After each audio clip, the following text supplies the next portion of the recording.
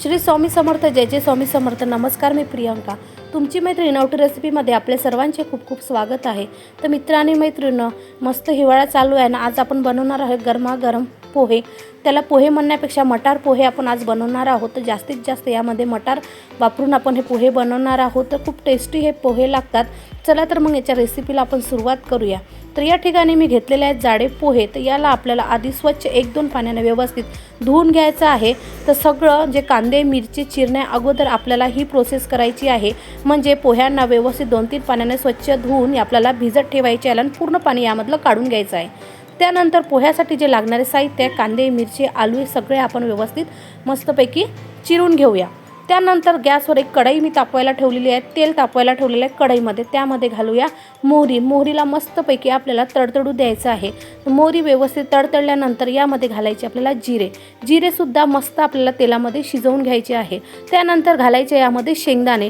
शेंगदाणे आपल्याला सुरुवातीला घालायचे, आलू कांद्यासोबत बिलकुल नाही घालायचे, कारण आलू कांद्याबरोबर जर आपण याला घातलं तर हे शिजणार नाही आणि कच्चे लागणार, तर खायला देखील तितके टेस्टी लागणार नाही। तर सुरुवातीला आपल्याला यामध्ये शेंगदाणे याला मस्त तेलामध्ये तळून घ्यायचे आहे।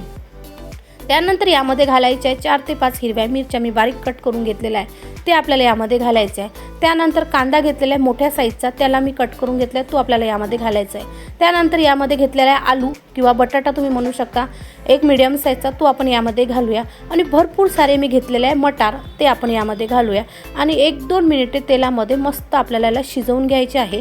तर जास्तही आपल्याला याला काय म्हणताय तुम्हाला मऊसूत नाही शिजवायचे आहे, थोडे आपल्याला कच्चेच ठेवायचे आहेत। तर अशा पद्धतीने याला आपल्याला शिजवून घ्यायचं आहे। त्यानंतर यामध्ये घालूया आपण हळद, म्हणजे 1 चमचा मी यामध्ये हळद घातली आहे। त्यानंतर चवीप्रमाणे यामध्ये घालूया आपण मीठ आणि त्यानंतर हळद आणि मीठ आपल्याला व्यवस्थित तेलामध्ये म्हणजे जे आलू कांद्याबरोबर आपल्याला मस्त मिक्स करून घ्यायचे आहे। आणि त्यानंतर आपण हा भिजत घातलेला पोहे आहे, भिजत घातलेला पोहा म्हणू शकतो आपण, तो आपल्याला यामध्ये घालायचा आहे आणि मस्त आपल्याला याला आलू कांद्यामध्ये मस्तपैकी आपल्याला याला मिक्स करून घ्यायचं आहे। तर नक्की तुम्ही पोह्यांची जी रेसिपी आहे नक्की तुम्ही ट्राय करून बघा। तुम्ही बघू शकता व्हिडिओमध्ये किती मस्त पोह्यांना रंग आलेला आहे, दिसायला तितकेच सुंदर, तर चवीला देखील तितकेच चविष्ट हे पोहे झालेले आहे। नक्की तुम्ही हे रेसिपी ट्राय करून बघा। आणि जास्तीत जास्त यामध्ये मटार घातले आहे, त्यामुळे वेगळीच अशी टेस्ट ह्या पोह्याला आलेली आहे। गरमागरम पोहे मी मिस्टरांना दिलेले आहेत, तर मिस्टरांना देखील खूप असे हे पोहे आवडलेले आहे।